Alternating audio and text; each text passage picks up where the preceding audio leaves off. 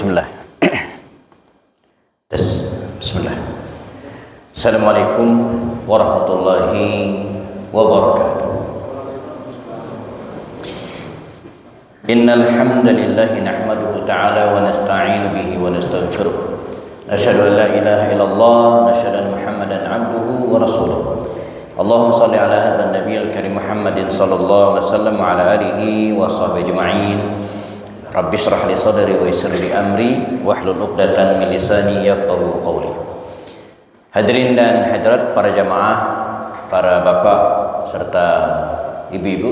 Ada ibu-ibunya? Ada ya? Kalau nggak ada ibu-ibu kita nggak dapat kue ya. Alhamdulillah pada siang hari ini kita diberikan berbagai nikmat oleh Allah Subhanahu wa taala. Udara yang cukup segar ya. Tidak begitu panas dan hujan juga sudah berhenti. Kita bertemu lagi dalam kajian Sirah An-Nabawiyah, sejarah hidup baginda Rasulullah SAW. Saya fokus membahas tentang kehidupan Rasulullah supaya tidak bentrok dengan kajian ustadz yang lainnya yang mungkin bahas tentang fikih, tafsir atau tema-tema yang lainnya ya. Jika tidak salah catat ya, ini adalah seri yang ke-9 ya. Seri yang ke-9 dari kisah Rasulullah yang kita agendakan ya, selesai nanti dikira-kira pada seri yang ke-30 ya. Nanti tergantung siapa yang sanggup sampai tuntas 30 ya, apa jamaahnya atau ustadznya ya. Kita lihat nanti ya. Saya sudah siapkan kurikulumnya ya, sekitar 28 sampai 30. 30 itu sudah termasuk UTS dan UAS mestinya ya. Tapi nanti kita mungkin tidak ada UTS dan UASnya, kita lanjut dan anggap lulus semua ya. Nah, pada pertemuan lalu jamaah mereview sedikit ya. Kita sudah bahas banyak hal tentang kehidupan Rasulullah dari lahir, masa kecilnya, remajanya, sampai kemudian Rasulullah menikah. Kita sudah bahas. Kita juga sudah bahas tentang turunnya wahyu Rasulullah SAW ya. Turunnya wahyu kepada baginda Rasulullah SAW di Gua Hira di usia yang ke-40 di bulan Ramadan ya. Dan pertemuan terakhir kita juga sudah uraikan tahapan-tahapan dakwah Rasulullah SAW, di mana beliau memulai dakwahnya beda dengan nabi-nabi yang lainnya ya. Jadi kalau nabi yang lainnya itu begitu dapat wahyu langsung deklarasi, langsung go public ya, langsung terang-terangan ya. Nah, Rasulullah mengawali dakwahnya dengan sembunyi-sembunyi, sirriyatan. Dimulai dari keluarga dekat. Wa anzir ashiratakal aqrabin, kata Allah. Mulailah berikan peringatan ashirataka ya, keluarga dekatmu, al-aqrabin. Sampai akhirnya ketika dakwah Rasulullah sudah melewati 3 tahun, Umar bin Khattab didahului oleh Hamzah bin Abdul Muttalib masuk Islam. Dan berubahlah tahapan dakwah Rasulullah yang tadinya dilakukan secara diam-diam, personal ya, personal approach ya, melalui networking, jaringan khusus Rasulullah antar pertemanan, dan betul-betul dirahasiakan, bahkan dikisahkan ketika Rasulullah akan mengajak ya, para sahabat atau orang-orang Quraisy untuk masuk Islam, ada semacam persepakatan dulu. Kata Rasul, saya akan menyampaikan sesuatu ya, dan al-amru bil kitman, mohon dirahasiakan. Qabilt, engkau terima atau tidak engkau terima. Dan Rasulullah menyampaikan Islam. Maka sebagian menerima dakwah Rasulullah seperti Abu Bakar Siddiq dan yang lainnya, dan sebagian masih belum menerima. Termasuk keluarga Rasulullah, ada Abu Talib, ada Abbas bin Abdul Muttalib, pada awalnya belum menerima dakwah Rasulullah SAW ya. Namun ketika Umar bin Khattab masuk Islam, dan sebelumnya 3 hari sebelumnya Hamzah masuk Islam, maka Rasulullah berdiri di atas bukit Safa dan menyerukan orang-orang dengan mengatakan ya, tusaddiqunani, apakah kalian mempercayaiku jika kukatakan sesuatu Kata mereka, kami percaya ya Muhammad, Anda tak pernah dusta. Ya. Jadi Rasulullah itu ya tidak pernah bohong sekalipun. Walaupun serius, walaupun bercanda, walaupun terpaksa. Kita suka menjadi alasan, Ustaz, kalau terpaksa boleh bohong enggak ya? Tapi terpaksanya dipaksain gitu ya. Bercanda sekalipun, kita suka sekali berbohong ya ketika bercanda ya. Pelawak-pelawak kita di TV itu rata-rata candanya itu biar lucu ya bohong gitu ya. Nah ini Rasulullah baik serius, bercanda, terpaksa sekalipun, Nabi terpaksa sekalipun nggak pernah bohong. Kalaupun harus menghindar, Nabi tidak bohong ya. Walaupun bagi orang lain mungkin bisa jadi salah paham ya. Misalnya pernah dikisahkan Rasulullah SAW dalam perang Badar, nanti kita akan ketemu kisahnya, dan begitu bertemu dengan mata-mata musuh, dan ketika dia bertanya, mata-mata musuh itu bertanya ke Rasulullah SAW, dari mana kalian? Nah, ya. Jadi kalau Nabi jujur polos banget ya ketahuan gitu kan, kami dari sini. Oh enggak ya. Nabi menjawab dan tidak bohong tapi juga tidak beneran ya. Kata Rasul apa? Nahnu minal ma, kami dari air ya. Maksudnya apa? Kita ini diciptakan dari air, tapi pemahaman orang itu kami dari mata air. Nah, jadi ini disebut dengan al-hilah, bagaimana mengelabui musuh dengan strategi tapi tetap dengan tidak berbohong. Nah, seperti kita misalnya, kita keluar dari rumah kita, di depan rumah ketemu dengan tetangga. Nah, kita pengen ke warung depan sono misalnya, depan perumahan misalnya, depan. Tapi kita tidak pengen orang tahu kalau kita ke warung. Maka kita menjawab, Bu, mau kemana? Mau ke depan. Kan nggak bohong gitu ya. Walaupun nggak jujur-jujur amat. Kita nggak bilang mau ke warung, nggak ya. Mau ke mana? Mau ke depan. Benar, mau ke depan ya. Tapi jangan bilang dari pasar padahal enggak, atau mau ke pasar padahal enggak pasar. Nah, Rasulullah SAW dianggap dan diyakini tidak pernah berbohong. Kami percaya, kata mereka. Jadi kata Rasulullah, apakah kalian akan mempercayaiku? Kata Rasulullah, ya, nusaddiquka ya Muhammad. Nah, kalau begitu kata Rasul, andai saya katakan di belakang bukit ini ada kanal khail, ada pasukan kuda yang akan menyerang kita, apakah kalian percaya? Kata mereka, ya kami percaya. Nah, kalau begitu saya membawa kabar gembira, kata Rasul, ya, bahwa tidak ada Tuhan selain Allah, la ma'buda siwahu, maka sebagian beriman dan sebagian tidak beriman ya. Nah, dengan dipublikasikannya atau dengan dilakukan dakwah Rasulullah secara terang-terangan yang tadi sembunyi-sembunyi, ada efek positif dan efek negatifnya. Nah, kita lanjutkan dari sini ya. Efek positifnya begini, dakwah Rasulullah ya, Islam ini menjadi viral, diketahui oleh sentra penduduk Makkah. Apalagi ketika Umar masuk Islam, wah, itu tidak ada yang disembunyikan lagi. Nah, ini efek pertamanya. Jadi Nabi nggak perlu masang iklan kalau sekarang ya, nggak perlu koar-koar. Semua orang tahu bahwa Rasulullah membawa ajaran Islam kafatan linnas, untuk seluruh manusia. Ya. Dan ini menjadi perbincangan khalayak ramai, menjadi perbincangan orang-orang. Ya, bahwa Rasulullah membawa ajaran baru, berbeda dengan ajaran nenek moyang mereka. Tidak boleh menyembah berhala, tidak boleh minuman keras dan seterusnya, gitu kan? Ini efek positifnya, di mana ajaran Islam dikenal di masyarakat luas. Saya mungkin pernah ilustrasikan ketika gedung WTC dihancurkan oleh orang yang dianggap media barat sebagai teroris, itu punya efek ganda. Ya, efek negatifnya apa? Umat Islam semakin terpojokkan. Ya. Labeling dan branding bahwa umat Islam itu teroris itu mendapatkan momentumnya, betul-betul mereka yang ngebom gitu kan. Jadi dunia semakin bisa memojokkan bahwa Islam itu atau Muslim itu seorang teroris, buktinya ngebom. Di belakangnya ada Usama bin Laden. Demikian, ini negatifnya ya. Jadi stempel umat Islam sebagai teroris itu semakin melekat, dan perburuan Muslim semakin dilakukan ya. Negara-negara Islam dipojokkan ya. Di negara-negara barat ya, kaum muslimin minoritas semakin mendapatkan tekanan ya. Di Perancis mereka dilarang berjilbab, dilarang melaksanakan sholat Jumat gitu ya. Ini efek negatifnya. Tapi efek positifnya, orang-orang kemudian jadi penasaran dengan Islam. Islam teroris, Islam ngebom. Orang kemudian penasaran, Dan tidak sedikit antara mereka saking penasarannya mempelajari Islam, tapi justru masuk Islam. Maka kata Ustadz Syamsi Ali yang lama tinggal di New York Amerika dan Washington juga di beberapa negara bagian Amerika, mengatakan bahwa justru setelah penyerangan WTC, gedung WTC 2011 itu ya, justru Islam itu semakin berkembang di dunia barat termasuk Amerika. Akibat apa? Karena mereka penasaran dengan Islam. Nah, Rasulullah juga demikian. Jadi efek positifnya Islam jadi viral, diketahui banyak orang, dan tidak sedikit yang kemudian masuk Islam. Nanti kita akan ceritakan satu-satu di antara mereka ya.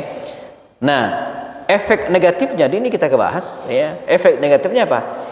Mereka yang selama ini ya, menyembunyikan keislamannya, dan ketika dideklarasikan begitu kira-kira diumumkan, jadi ketahuan.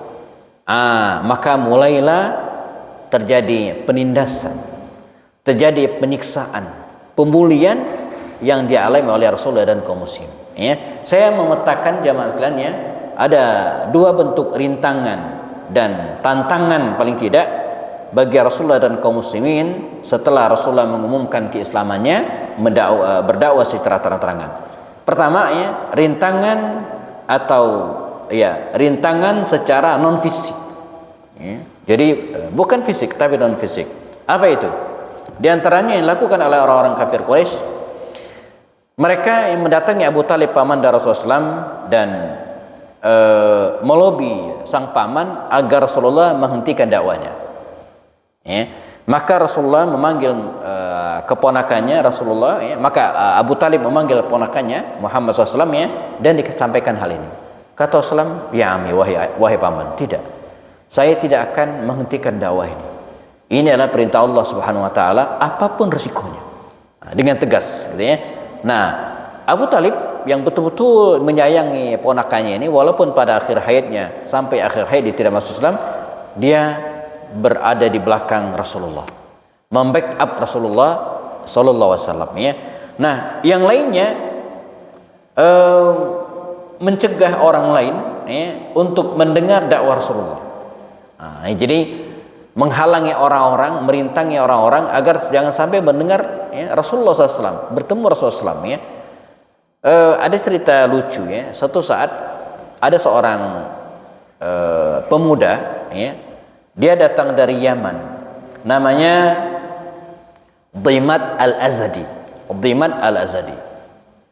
Ketika dia datang, maka orang-orang segera mengerumuninya. Ya Dhimat ya. Namanya Dhimat pakai dot, yang Dhimat al-Azadi pakai zai. Ya Dhimat, kami tahu Anda ini orang hebat ya, ahli pengobatan. Jadi Dhimat ini tabib kalau sekarang, dokter. Bukan ya, mungkin mirip-mirip paranormal juga mungkin hari ini. Dia mampu mengobati banyak penyakit ya. Kata dia, kami tahu Anda orang hebat, dan hati-hati ya, jangan sampai ketemu orang yang namanya Muhammad. Kenapa? Dia itu enggak waras. Huwa majnun, gila, stres. Jangan sampai Anda ketemu, nanti ketularan. Nah, justru ya, penjelasan dan warning dari orang-orang kafir Quraisy ini justru malah bikin penasaran Dhimat al-Azadi. Dalam diri mengatakan, saya ini ahli pengobatan ya. Nah, siapa tahu saya bisa ngobatin Muhammad yang dikatakan stres itu, yang disebut gila itu gitu kan. Maka justru dia penasaran dengan Rasulullah, ketemu Rasulullah, dialog, ngobrol, dan akhirnya malah masuk Islam. Ini ya, ini kebalik. Ada cerita lagi, ada seorang anak muda tapi tokoh ya, pimpinan kabilah Bani Ad-Dausi. Jadi ada kabilah Ad-Dausi namanya, di pinggiran kota Mekah arah ke Yaman. Dia datang ke Mekah dan begitu tiba di gerbang Mekah, begitu kira-kira, segera Abu Jahal CS mengerumuni At-Tufail bin Amr Ad-Dausi ini. Ya Tufail, kami tahu Anda pimpinan kabilah Bani Daus ya. Mereka tahu ini orang tokoh, anak muda tokoh, dan di belakangnya banyak pengikutnya gitu kan. Jangan sampai orang ini masuk Islam ya, maka pengikutnya bisa ikut-ikutan juga gitu kan. Maka mereka menghalangi. Ya Tufail, namanya Tufail, At-Tufail bin Amr Ad-Dausi. Jangan sampai Anda ketemu dengan orang yang namanya Muhammad ini. Sebab begitu Anda ketemu ya, Anda akan kena sihir. Begitu kira-kira ya. Ucapan-ucapannya itu bisa menyihir. Ucapan-ucapannya bisa memprovokasi orang. Jangan sampai saking takutnya At-Tufail bin Amr dan dia terkena provokasi orang-orang kafir Quraisy ini jemaah, dia ngambil sejenis kapas ya, al-qatan dalam riwayat, al-qatan, akhadz al-qatan, dia ngambil al-qatan, kapas. Maka di kita ada cotton bed ya. Kapas untuk nyumpel telinganya. Kayak anak kecil naik pesawat disumpel telinganya ya, supaya tidak berisik. Supaya apa? Ya, dia khawatir telinganya ini mendengar ajaran Rasulullah. Sampai segitunya mereka. Tufail, bila perlu kata mereka, ya Tufail, sumpel kupingmu. Jadi kalau kita renungi jamaah, tantangan-tantangan dakwah Rasulullah, tantangan-tantangan dakwah para nabi dulu itu luar biasa. Saya suka dihibur oleh guru-guru kami, ustaz-ustaz kami ya. Kita hari ini kalau berdakwah, ngajar, ceramah, diberikan banyak fasilitas, diberikan banyak kemudahan ya oleh Allah Subhanahu wa taala ya. Beda dengan zaman dulu. Saya tahu kakek saya dulu almarhum ya, ketika dia berdakwah mengajar di tahun mungkin 80 sekianan, 80 awal ya, dia harus melakukan perjalanan naik sepeda sampai 9 sampai 15 kilo jauh. Itu naik sepeda ontel. Ya. Jadi sejauh itu gitu kan. Nah, kami hari ini para ustaz diberikan fasilitas ya, dari Bogor naik tol 1 jam lebih dikit dan nyampe gitu kan. Apalagi ada yang nemani nyupir bisa sambil tiduran ya. Jadi para nabi dulu, para ulama dulu melakukan perjalanan sejauh itu. Belum lagi tantangan-tantangan orang yang mereka hadapi. Kita akan ketemu kisah nanti bagaimana Rasulullah dilempari kotoran. Ya, dijebak jalanannya, dibikin ranjau-ranjau dari kotoran ternak, dengan bukit duri dan seterusnya gitu kan. Begitu juga dengan orang-orang yang mendengar. Begitu Nabi Nuh alaihissalam itu jamaah, kalau diceramah ya, kalau dia memberikan membacakan firman Allah SWT kepada kaumnya, apa yang dilakukan oleh kaumnya itu ya, mereka menyelubungi diri dengan sarung dan yaj'aluna asabi'ahum fi adhanihim, dan menutup telinga mereka ya. Kalau saya kan ceramah nggak ada tuh yang begini, paling ngantuk-ngantuk paling ya.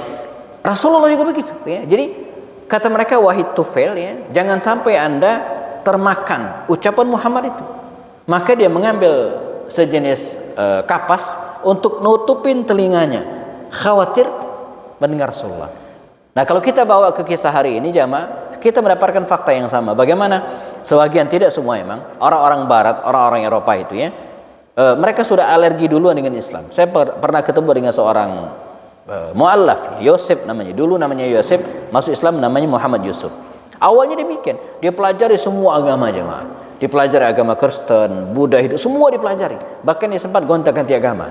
Nah, ketika ditanya oleh temannya, Anda sudah pelajari berbagai agama. Tapi saya lihat Anda tidak pernah bahas, tidak pelajari agama Islam. Kata dia, iya, ngapain saya pelajari Islam? Islam itu agama teroris.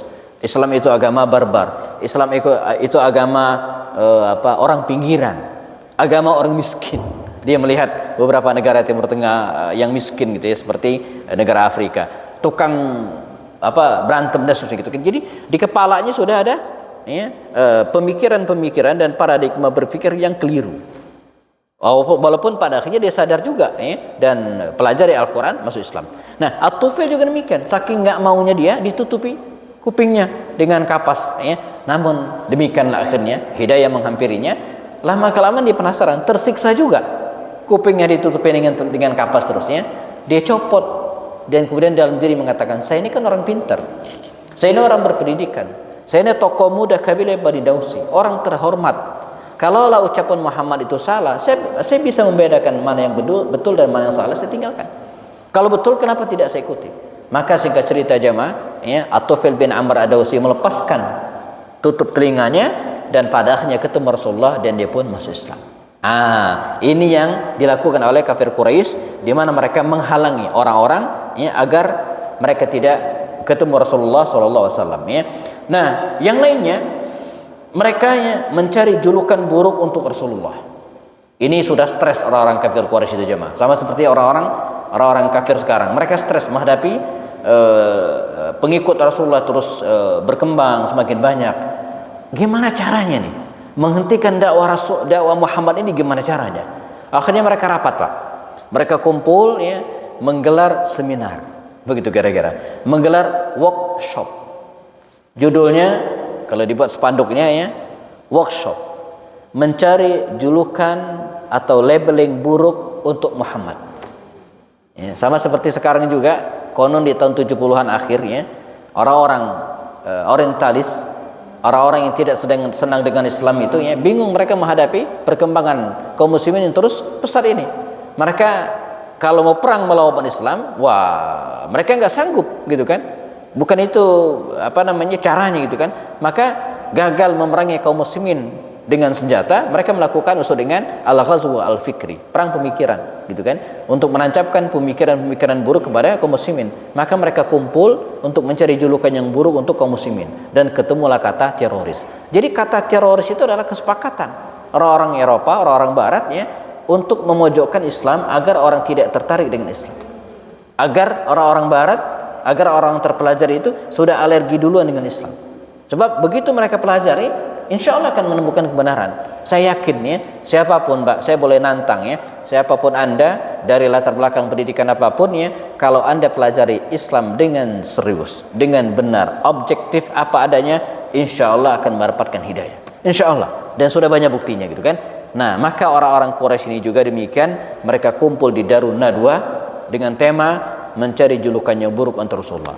Kata Abu Jahal yang menjadi pimpinan rapat pada waktu itu, ayo usulkan ya, julukan apa, julukan buruk apa yang pantas kita sematkan kepada Muhammad ini, agar orang-orang tidak suka dengan dia, agar orang membenci dia, dan agar orang-orang tidak mau ikut ajarannya ya. Kalau kita sudah labelin dia dengan label buruk, maka mereka mengatakan, saya usul kita juluki dia dengan pembohong, naquluhu kadzab, udah, Muhammad sang pendusta, Muhammad penyebar hoax, Muhammad tukang bohong, dan seterusnya gitu kan, julukan itu. Kata mereka, nggak bisa, nggak ada bukti Muhammad itu dusta, nggak ketemu faktanya gitu kan. Kalau dia itu dusta, kalau dia bohong itu nggak, gimana kita bisa menyebut Muhammad pendusta kalau dia nggak pernah bohong gitu kan, sekalipun. Bahkan dulu kata mereka, kita menyebut Muhammad itu sebagai al-amin, orang yang terpercaya. Nah, sekarang ujuk-ujuk kita menjuluki dengan al-kadzab, nggak bisa. Mentah Pak. Yang lain usul, naquluhu majnun, udah, kita juluki orang gila aja. Muhammad gila, begitu kira-kira ya. Kalau udah gila atau stres, udah, saya pengen ngikutin orang gila. Apapun yang disampaikan Rasulullah ya mesti mereka tinggalkan. Kenapa? Apa? Karena labelnya sudah buruk. Naquluhu majnun, kita sebut Muhammad itu nggak waras ya. Yang lain mengatakan na'riful jununa wa ma huwa bimajnun. Kita tahu ciri-ciri orang gila itu seperti apa. Ya, ngomong yang ngaco, pakaiannya entah berpakaian entah enggak, makan yang jorok-jorok. Nah, Muhammad SAW enggak begitu. Dia orang baik, suka nolong, pakaiannya paling bagus, omongannya paling bagus. Jadi gimana kita juluki orang waras dengan orang gila? Enggak bisa. Mentah lagi Pak. Dan terus eksplorasi. Maka dalam Al-Quran dikatakannya,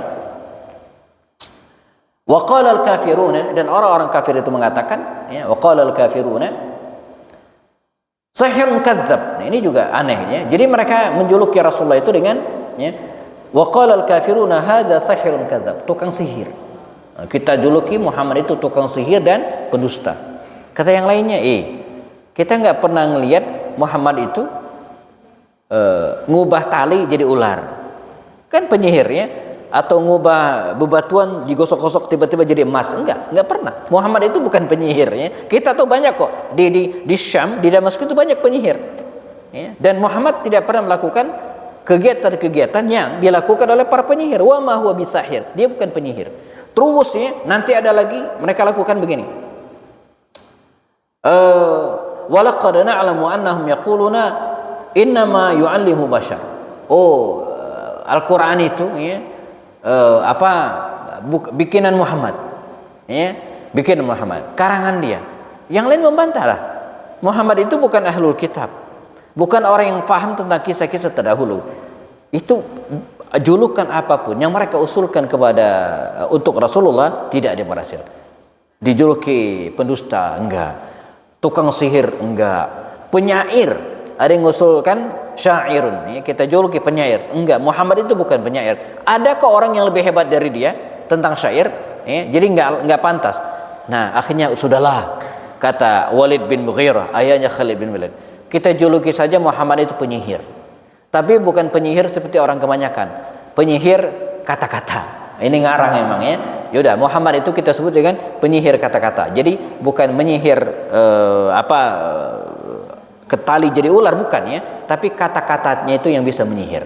Akhirnya mereka sepakat ini, walaupun pada akhirnya tidak mempan juga. Nah, ini yang mereka lakukan untuk menghalangi dakwah Rasul. Nah, ada lagi jemaah, ini penting juga ya, membuat tandingan semisal Al-Qur'an. Jadi Al-Qur'an turun dan kemudian menjadi mukjizat, kata mereka, udah, kita bayar orang agar bikin seperti Al-Qur'an. Maka ada seorang pemuda cerdas namanya Nadhr bin Haris, dikirim ke Hira, Pak, Irak. Hira waktu itu sebagai kota terpelajar. Di situ banyak ahlul kitab, banyak ahli sejarah, banyak para pakar. Disekolahin sampai S3.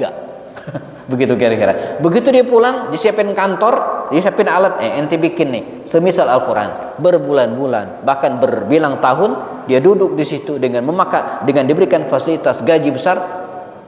Satu ayat pun tak sanggup membuat mislul Quran sampai hari ini. Bahkan Allah menantang, ya, siapapun silakan, baik dari kalangan bangsa jin, bangsa manusia, untuk membuat semisal Al-Quran. Bahkan kalau hari ini AI, ChatGPT, kita bisa tanya apapun silakan, Pak. Ya, ChatGPT itu kita tanya tingginya Monas, tahu dia. Kita tanya apa misalnya ibu kota negara ini, tahu banyak dia. Bahkan saya sudah membuktikan ya, kita tantang dia untuk membuat ya, ayat-ayat semisal yang ada di Injil, dibikin, Pak, dibuat. Tapi kalau kita tantang, coba buat ya, ayat seperti Al-Quran, dia nggak bisa. Ya, ini di luar kemampuan kami katanya. Nah, jadi sampai hari ini bahkan ChatGPT pun nggak mampu membuat semisal Al-Quran. Apalagi bangsa Arab dulu. Terakhir mereka sudah tidak punya jalan lagi. Kata mereka, sudah, kita nyerah deh. Ya, kita ajak aja Muhammad itu damai aja deh, damai aja. Ya. Yang penting dia nggak ganggu kita dan kita nggak ganggu dia. Terus gimana? Kita ajak dia kerjasama. Gantian, ya Muhammad, begini, kita hidup berdampingan saja. Kami menganggap agama Anda benar, tapi mbok ya yakini juga agama kami ini benar. Udah, semua agama benar, kami benar dan Anda benar. Untuk itu kita gantian. Hari ini kami ikut menyembah Tuhan Anda, tapi ingat besok Anda menyembah Tuhan kami, gitu kira-kira ya. Sama seperti sekarang. Sekarang kami ikut merayakan ya, Idul Fitri bersama Anda, tapi ingat nanti ya, besok tanggal 25 Anda ikut ya, merayakan kami. Jadi mereka ingin membuat apa dengan ya, penyetaraan agama itu. Maka turunlah firman Allah Subhanahu wa taala, "Qul ya ayyuhal kafirun la a'budu ma ta'budun wala antum 'abiduna ma'bud wala ana 'abidun ma'abatum wala antum 'abiduna ma'bud lakum dinukum waliyadin." Enggak bisa, lakum dinukum waliyadin. Untukmu agamamu, untukku agamamu. Kita bisa bermuamalah bersama, bisa bergandengan tangan melakukan pekerjaan-pekerjaan duniawi, enggak, tapi urusan agama jangan dicampur baurkan. Lakum dinukum waliyadin. Ya, kalian ibadah sesuai dengan agama kalian silakan, dan kami akan beribadah sesuai dengan agama kami sendiri. Ya, nah ini rintangan-rintangan yang sifatnya non fisik. Nah selanjutnya ada rintangannya sifatnya fisik, betul-betul fisik. Misalnya Abu Lahab pernah mau melempar Nabi dengan batu ketika Nabi sedang sholat. Tiba-tiba dia melihat ada singa yang akan ya, menerkam dirinya, gitu kan.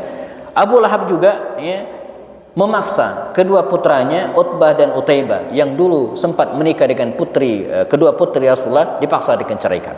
Abu Lahab juga bahkan merintangi semua jalan yang akan dilewati Rasulullah, baik dengan kotoran-kotoran hewan. Ummu Jamil istrinya itu sempat membawa ranting-ranting kayu bakar, meletakkannya di hadapan rumah Rasulullah agar Nabi terjebak dan kemudian luka menginjak ranting-ranting tersebut, dan berbagai cara dilakukan oleh mereka. Ada lagi misalnya, suatu saat Rasulullah sedang sholat di depan Ka'bah, Allahu Akbar. Di samping Rasulullah ada Fatimah, putri beliau yang usianya 5-6 tahun pada waktu itu, masih kecil. Ketika Nabi sedang sholat di depan Ka'bah, beberapa tokoh kafir Quraisy, ada Uqbah bin Abi Mu'ayth, ada Utbah bin Rabi'ah, ada Umayyah bin Khalaf, ada 7 6-7 orang ya, mereka melihat Rasulullah sedang sholat. Kata mereka, lihat Muhammad sholat, kita kerjain yuk. Kita kerjain. Boleh. Enaknya kita apain tuh? Rasulullah sendirian waktu itu, hanya berdua dengan putrinya yang kecil Fatimah. Kita tendang aja Muhammad itu, kita tendang. Kata yang lain, jangan. Kenapa? Kemarin udah kita tendang, masa saya tendang lagi? Yang lain lah, ludahin, jangan. Pukul, jangan. Nah, saya punya usul, kata Uqbah bin Abi Mu'aid. Saya punya usul begini. Maka dia pulang ke rumahnya, mengambil kotoran unta beserta dengan darah unta yang baru melahirkan, ya, dan nana serta yang jorok-jorok lainnya, diambil sama dia, diaduk jadi satu dan dituangkan ke tubuh Rasulullah yang sedang sholat, sehingga wajah Rasulullah berlumuran ya, kotoran, darah, nana dan sisa-sisa ya, unta yang sedang melahirkan tersebut ya. Maka dikisahkan Fatimah radhiyallahu anha yang masih kecil, yang belum tahu apa-apa ya, mengelap gitu kan wajah ayahnya ini, sehingga ya, peristiwa ini begitu membekas dalam mental seorang Fatimah sampai kemudian nanti dia dewasa. Diingat terus bagaimana ayahnya diperlakukan sedemikian rupa gitu kan, dan ini mempengaruhi psikologis seorang Fatimah radhiyallahu anha. Jadi yang diserang oleh orang kafir Quraisy itu bukan hanya fisik Rasulullah, tapi mental Rasulullah, mental keluarganya. Dia diteror, diancam. Itu dialami oleh Rasulullah. Nah, bagaimana dengan para sahabat? Mereka mengalami hal yang sama. Misalnya Utsman bin Affan. Utsman bin Affan ini jemaah orang kaya dari kabilah terhormat Bani Umayyah, tapi dia tidak lupus dari ancaman orang-orang kafir Quraisy juga. Adalah ya, keluarganya memaksa Utsman bin Affan itu keluar dari Islam, tapi dia tetap tegar dengan keimanannya. Maka dia ditangkap, kakinya diikat dan digantung dan diasapin dari bawah sampai dia mengaku keluar dari Islam dan tetap dia bertahan dengan keimanannya seperti itu ya. Ada lagi sosok misalnya Mus'ab bin Umair. Ini Mus'ab bin Umair orang kaya jemaah. Pakaiannya necis, ganteng luar biasa. Dia punya parfum khusus. Jadi kalau dia masuk ke sebuah ruangan dan kemudian mendatangi orang banyak, maka orang-orang tidak perlu melihat siapa yang datang. Dari aroma parfum yang terendus, orang sudah tahu itu adalah Mus'ab bin Umair, anak orang kaya. Ibunya sangat menyayangi Mus'ab. Namun begitu dia masuk Islam, dia diusir oleh ibunya. Dia diusir oleh keluarganya sampai hidupnya terlunta-lunta. Nanti kemudian Rasulullah mengirim ke Madinah Al-Munawwarah dan menjadi utusan beliau. Dia dipaksa, diancam oleh ibunya agar keluar dari Islam, tapi dia tetap bertahan dengan keimanannya. Ada lagi misalnya Sa'ad bin Abi Waqqas, yang juga diusir oleh ibunya dan kemudian ibunya mengancam. Kata ibunya, "Ya Sa'ad, kalau engkau tidak kembali ke agama nenek moyang kita menyembah berhala, mak enggak mau makan, mak enggak akan mandi." Bingung Sa'ad bin Waqqas, karena dia sangat menyayangi ibunya. Ibu saya sayangi. Ya Rasulullah, saya bingung. Ibu saya ngancam saya, kalau saya enggak mau keluar dari Islam, saya enggak mau kembali ke agama nenek moyang, maka ibu saya enggak akan mandi, ibu saya enggak akan makan, dia akan mogok makan gitu kan. Dia akan mogok. Kata Rasulullah, biarin saja. Entar juga kalau dia lapar dia pasti makan gitu kan. Kalau rambutnya gatal dia pasti mandi. Dan akhirnya turunlah firman Allah dalam surat Luqman yang mengatakan, wa in jahadaka ala an tusyrika billahi ma laysa laka bi'ilm fala tuti'huma. Kalau kedua orang tuamu mengajak, memaksa untuk berbuat syirik kepada Allah dengan apa-apa yang kau tidak ketahui, fala tuti'huma, jangan taati. Wa sahibhuma fid dunya ma'rufa. Tetapi kalau bermuamalah dengan mereka urusan dunia, maka laksanakan dengan cara yang ma'ruf ya. Nah, yang tak kalah luar biasanya apa yang dialami oleh Khabbab bin Ar. Khabbab bin Ar ini dicambak rambutnya, dipretelin kuku-kukunya, dicabut kuku-kukunya dengan sejenis tang agar dia keluar dari Islam.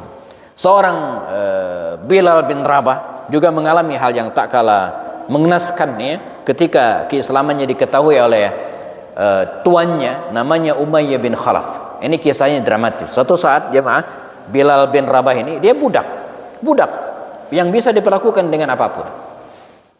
Suatu saat dia keceplosan bahwa sudah masuk Islam, maka dipanggil oleh tuannya Umayyah bin Khalaf dan dikonfirmasi dia tidak bisa mengelak, dia masuk Islam. Maka mulailah siksaan itu dilakukan. Awalnya dia dicambuk, ditendang, diludahi, Dan terakhir jamaah dia dijemur di padang pasir Sahara yang sangat panas itu. Tak cukup dengan itu, dia ditindih dengan batu besar sampai Bilal bin Rabah itu, kalau bahasa Betawi itu ngap-ngapan, nggak bisa ngomong apa-apa kecuali ahadun ahad, ahadun ahad, Allah yang Maha Esa, Allah yang Maha Esa. Kalaulah tidak dengan izin Allah, kalaulah lalu kemudian Abu Bakar Siddiq datang, maka dia akan meninggal pada hari juga. Untunglah Abu Bakar datang membebaskan Bilal bin Rabah dari siksaan tersebut. Sebagai tambahan lagi terakhir sebagai penutup jamaah, tantangan Rasulullah dan para sahabat lainnya ternyata bukan hanya berupa kesulitan hidup, bukan hanya siksaan. Saya kira kalau kita bawa ke konteks sekarang juga sama. Jadi ujian dari Allah itu jamaah ada dua. Ada yang versinya enak, ada versinya nggak enak. Ada orang yang diuji Allah dengan kesulitan hidup, kemiskinan, penyakit yang tak pernah sembuh, akut dan seterusnya. Ini ujian-ujian. Tapi ingat, ada ujian Allah dalam bentuk lain. Apa itu? Tawaran-tawaran kenikmatan. Makanya banyak tidak banyak, mungkin ada di antara kita orang yang ketika diuji Allah dengan berbagai kesulitan hidup semakin rajin tahajudnya. Ada orang seperti itu, Pak. Dipecat dari perusahaannya, nganggur, nggak ada kerjaan, semakin khusyuk berdoa, semakin rajin tahajud, semakin rajin sholat duha. Dan sebaliknya ada orang yang semakin diuji Allah dengan berbagai kenikmatan hidup, banyak duit, pangkatnya, terus berbagai kemewahan, semakin jarang sholat malam, semakin jarang sholat duha, semakin telat ke masjid, lama kelamaan malah nggak sholat, na'udzubillah. Nah, Rasulullah diuji Allah, para sahabat diuji Allah dengan hal yang sama. Selain ujian-ujian kesulitan hidup, mereka juga diiming-imingi dengan duniawi. Maka adalah Utbah bin Rabi'ah, tokoh Quraisy, dia berpikir beda. Kata dia, Muhammad dan kawan-kawan itu sudah kita uji dengan berbagai kesulitan, kita siksa, kita intimidasi, kita cambuk, tapi mereka tetap bertahan. Coba saya pengen ngetes, gitu kan? Kita uji dengan yang lain. Apa kata mereka? Tunggu. Maka Utbah bin Rabi'ah ini datang ketemu Rasulullah. Ya Muhammad, begini, kalau anda mau jadi orang paling kaya, jama'na lakal amwal, kami akan kumpulkan harta kami dan kami berikan kepada anda. Tapi ingat, tinggalkan dakwamu, jangan ngajak orang lain lagi, cukup dirimu saja. Dan kalau engkau pengen jadi pejabat, pengen jadi penguasa, nalakal mulka, kami angkat anda sebagai pejabat. Tapi ingat, tinggalkan doamu.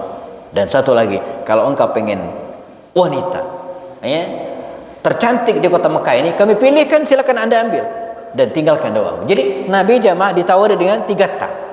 Pertama, harta. Yang kedua, apa Pak? Harta, tahta, jabatan. Yang ketiga, wanita. Ini pilihan yang paling menggiurkan. Dan ini jebakan-jebakan yang mungkin tidak sedikit yang bisa melewatinya. Makanya banyak orang yang tadi itu dia bisa memegang prinsip idealismenya dengan baik. Kapan? Ketika dia dalam keadaan kesulitan hidup. Tapi tidak sedikit di antara kita yang mau mengorbankan idealisme kita dengan hanya disogok sembako, dengan hanya diberikan uang 50.000, dan kita mengorbankan masa depan 5 tahun ke depan, misalnya gitu kan. Banyak di antara kita yang tadi tidak tetap dengan idealismenya, dengan Islamnya, tapi ketika dia sudah untuk mendapatkan jabatan tertentu, dia korbankan semua itu. Nah, Rasulullah jamaah ketika ditawar 3 hal ini, maka dia menjawab dengan kalimat yang sangat luar biasa. Dicatat dalam sejarah, apa kata Rasul? Dititipkan kepada pamannya, beliau mengatakan, "Ya ammi, wahai paman, katakan kepada mereka, law wada'u syamsa ala yamani, kalau mereka meletakkan matahari di tangan kananku, wal qamara ala yasari, dan rembulan di tangan kiriku, lan atruka hadi da'wata au ahluka dunah, saya tidak akan tinggalkan dakwah ini, bila perlu saya meninggal bersama dengan dakwah itu sendiri." Sebuah prinsip dan keyakinan yang juga dimiliki oleh para sahabat Nabi, apapun risikonya mereka tetap bertahan. Karena alhamdulillah, sebagai penutup orang-orang kafir Quraisy sudah tidak memiliki cara lagi. Bahkan mereka pernah melakukan satu hal yang kalau bahasa anak-anak hari ini, di luar nurul, di luar akal. Ini ibarat orang hanyut di sungai, ya, itu dilemparin apa aja itu diambil untuk menyelamatkan diri gitu kan. Nah, begitu juga kan kafir Quraisy ini. Apapun yang mereka lakukan untuk menghentikan dakwah Rasulullah, termasuk hal-hal yang tidak masuk akal. Jadi saking udah mentoknya, Pak, orang kafir Quraisy ini mendatangi Abu Talib, paman Rasul. Kata mereka, "Ya Abu Talib, kami tawarkan kepada Anda. Ini ponakan kami. Namanya Umarah bin Walid, orang paling ganteng di kota Mekah. Dan semua orang mengakui. Nah, orang paling ganteng di Mekah ini, pemuda paling ganteng ini, Umarah bin Walid ini, kami berikan kepada Anda. Dan serahkan Muhammad kepada kami." Ini sudah di luar batas wajar akal sehat. Untung paman Nabi ini cerdas. Apa kata dia? Kalau bahasa anak muda hari, enak saja. Anda kasih ponakan Anda kepada kami untuk saya kasih makan, sementara ponakan saya Anda ambil untuk dibunuh. Nggak mungkin gitu kan? Ini nggak mungkin saya lakukan, kata paman Rasulullah SAW. Nah, untuk mengatasi hal ini, Rasulullah SAW mendapatkan perintah dari Allah, dan ini closing kita sebagai penutup karena kuenya udah datang ya. Apa kata Rasulullah SAW? Sebagian dari kalian hendaklah pergi ke Habasyah, ke Ethiopia, Afrika, jadi untuk menghindari tekanan-tekanan ini, dan ini bagian dari misi dakwah juga, pergilah sebagian dari kalian ke Ethiopia, Habasyah. Fa inna fiha manikan, di sana ada raja adlan yang adil, la yutlamu indu ahad, yang tidak terzalimi siapapun di sisinya. Berangkatlah kalian. Maka berangkatlah sahabat Rasulullah.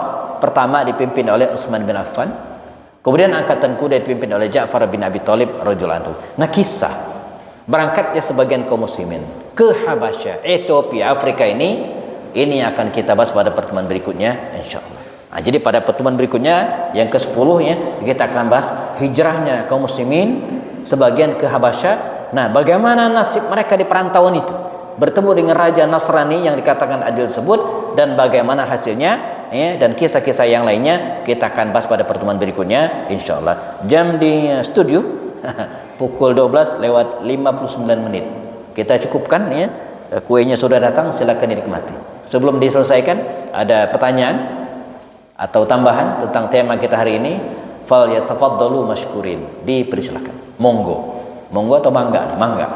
Masih orang Jawa Barat ya. Ada Pak? Pak Maulana? Ya.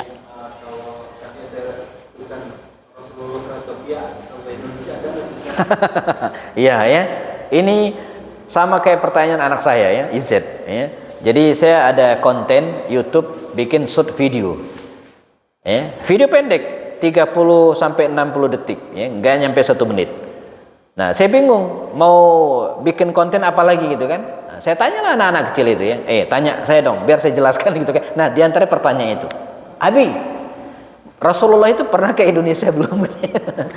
Rasulullah itu pernah ke Indonesia. Kalau tidak Rasulullah, apakah para sahabatnya pernah ke Indonesia atau belum?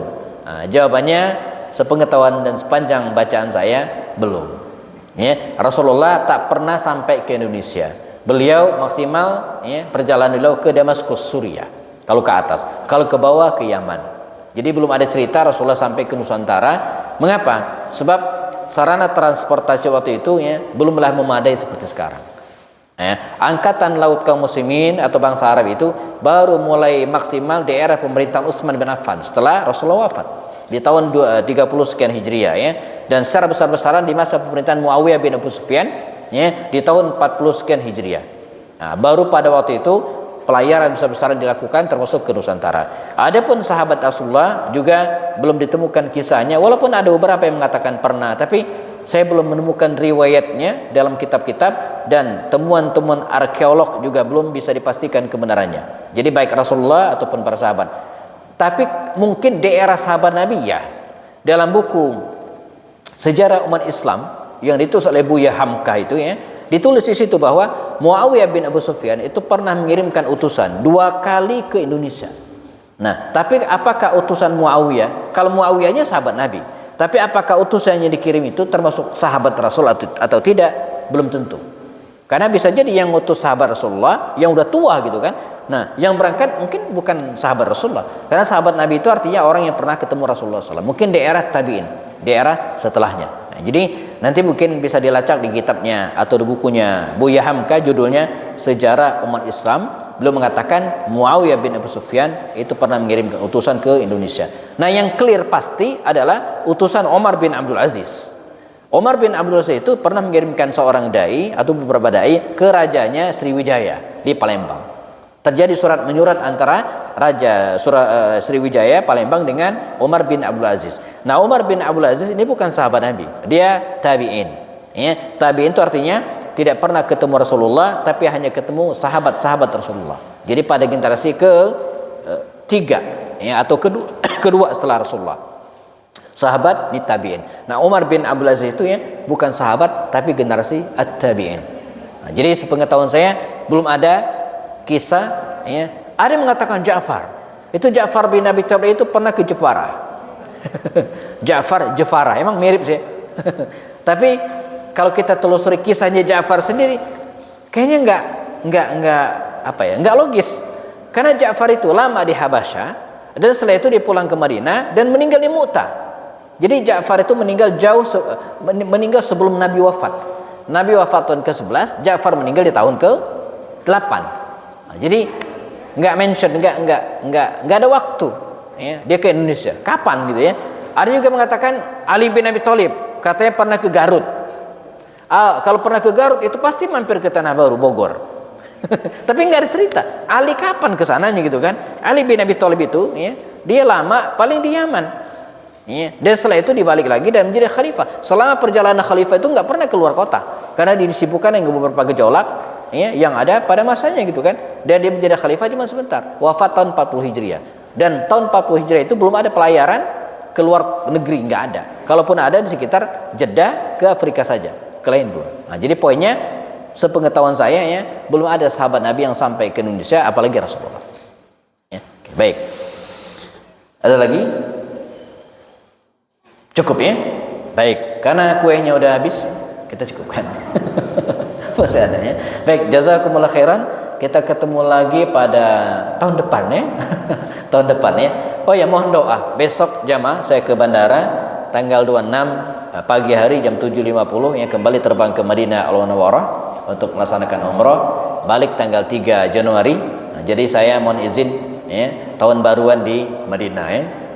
Tanggal 1 Januari saya berada di Madinah, tanggal 2-nya baru ke Mekah ya. Tanggal 3 balik. Nanti ada pemberangkatan lagi di tanggal 17 Januari ya. 17 Januari. Kalau kita lihat kalender ya, insyaallah bisa hadir lagi di akhir Januari di Thoriq Al-Jannah insyaallah ya. 17 ya, nanti iya tanggal 28 Januari saya sudah berada kembali di Indonesia insyaallah. Nanti saling ingatkan dengan Pak Maulana. Jazakumullah khairan. Selesaikan dengan kafarat majlis. Subhanakallahumma bihamdika asyhadu an la ilaha illa anta astaghfiruka wa atubu ilaik. Assalamualaikum warahmatullahi wabarakatuh.